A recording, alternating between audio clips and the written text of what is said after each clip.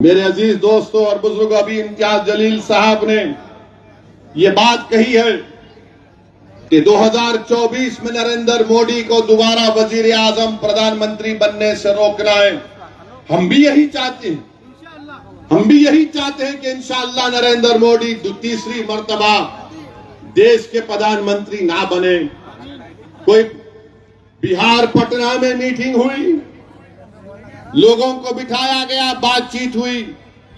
मैं इम्तियाज जलील साहब की बात से मुत्तफिक हूं, मगर ये लोग जो सिर्फ अपने आप को बड़ा समझते हैं और इनको बड़ी गलत फहमी है कि वही हरा सकते नरेंद्र मोदी को।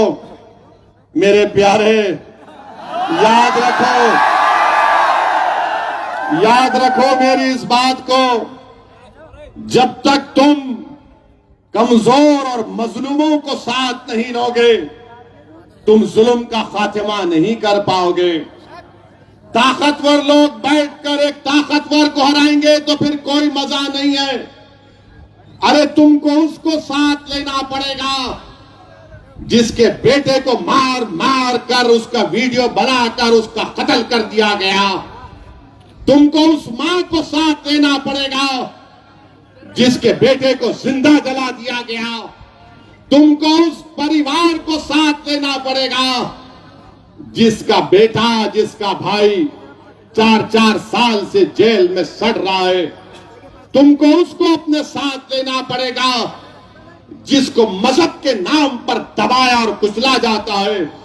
अरे ताकतवर लोग बैठकर कुछ भी कर ले, जब तक तुम मजलूम को साथ नहीं लोगे, जिसका पेट खाली है, जिसके सर पर निशानात हैं जालिम के जुल्म के, जिसकी कहानियां हैं जुल्म की उनके घरों में, अगर तुम उनको साथ नहीं लोगे तो सिर्फ तुम्हारी बात रह जाएगी, अल्फाज खाली रहेंगे। हाँ, बताओ, अगर तुम जालिम से मुकाबला करना चाहते हो, बताओ अगर तुम इस मुल्क में वो संविधान जिसको बाबा साहब अम्बेडकर ने ये कहा था, लिबर्टी, इक्वालिटी, फ्रेटर्निटी, जस्टिस को कायम करना चाहते हो, अगर तुम वो संविधान जिसमें बाबा साहब ने राइट टू लाइफ और राइट टू इक्वालिटी का संविधान में फंडामेंटल राइट बनाया, अगर तुम कल्चर को मानते हो जो आर्टिकल 29 का है, अगर तुम वाकई में मुखलिस हो तो हम हाथ बढ़ाते हैं तुम्हारे साथ हाथ मिलाने के लिए। मगर अगर तुम ये समझ रहे हो कि तुम्हारे बैठने से, तुम्हारे मिलने से, तुम्हारे बोलने से सब चीज हो जाएगी, तो नहीं होगा। अरे सबसे बड़ा जुल्म किसी पर हुआ तो मुसलमानों पर, दलितों पर, आदिवासियों पर। अरे तुम कौन हो बताओ? तुमको देखकर ऐसा नजर आता है कि ताकतवर लोग बैठे हुए हैं, जिसको अंग्रेजी में कहते हैं एलिटिस्ट लोग बैठे हैं।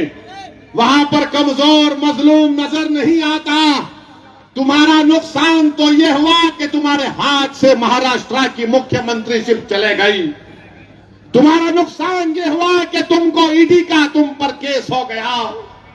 तुम्हारा नुकसान तो यह है कि तुम्हारे लोग परेशान हैं। अरे कभी तुमने ये भी तो सोचा कि मेरी शनाख्त आज खतरे में आ गई, मेरी पहचान खतरे में आ गई, मेरे नौजवानों का मुस्तकबिल खतरे में आ गया, मेरा हिजाब उसको खतरा बना दिया गया, मेरा हलाल गोश्त मुल्क के लिए खतरा बना दिया गया, मेरी मस्जिद से अज़ान को खतरा बना दिया गया। अरे तुम्हारा क्या नुकसान हुआ? मगर अल्हम्दुलिल्लाह हम ठहरे हुए हैं, एक शीशा पिलाई हुई दीवार की तरह ठहरे हुए हैं। इन सबको देख रहे हैं, इन सबको देख रहे हैं, और हमारी जबान से क्या निकलता? हस्बुनल्लाह व निअमल वकील, हस्बुनल्लाह व निअमल वकील, हस्बुनल्लाह व निअमल वकील। तो अगर ये आपकी सोच होगी तो बराबर हम तैयार हैं। मगर अगर आप ये समझेंगे कि 16 चौधरियां बैठकर एक बड़े चौधरी से मुकाबला करेंगे तो नहीं होगा।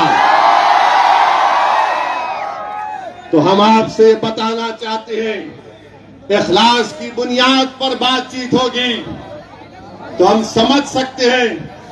अच्छा ये बताओ आप कि इम्तियाज जलील है, बीजेपी और संघ परिवार को 21 साल से औरंगाबाद की पार्लियामेंट की सीट, जो औरंगाबाद के पार्लियामेंट के इलाके में कोई विकास डेवलपमेंट नहीं होता था, कुछ नहीं होता था।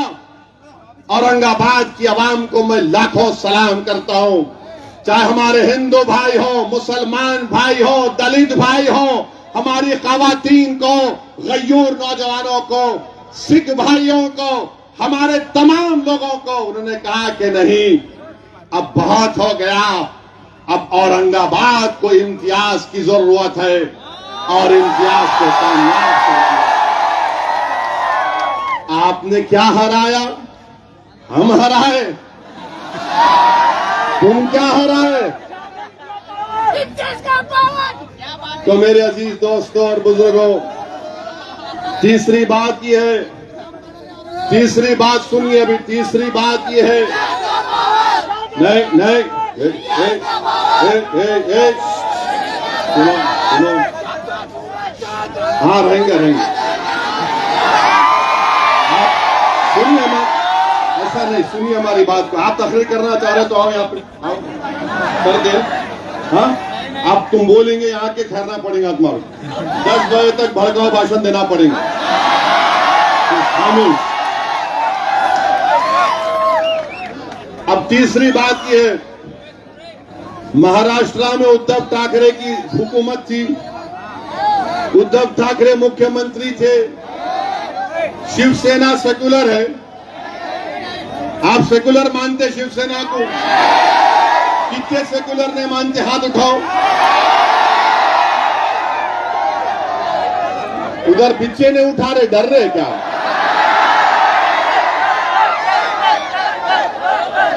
अब क्या हुआ? कांग्रेस, राहुल गांधी और शरद पवार मिलकर उद्धव ठाकरे को बोले, आप सेकुलर है, आप मुख्यमंत्री बन जाओ। अरे ये क्या है बाबा? क्या हमारे कान में फूल है या तुम हमको मुंह में चॉकलेट दे रहे? उनको मुख्यमंत्री बना दिए और हमारे जो सरकारी मुसलमान है,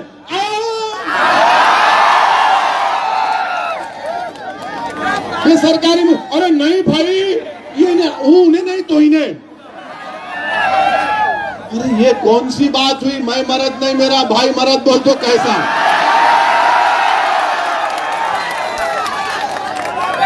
अरे आप बताओ, ये सेकुलरिज्म है?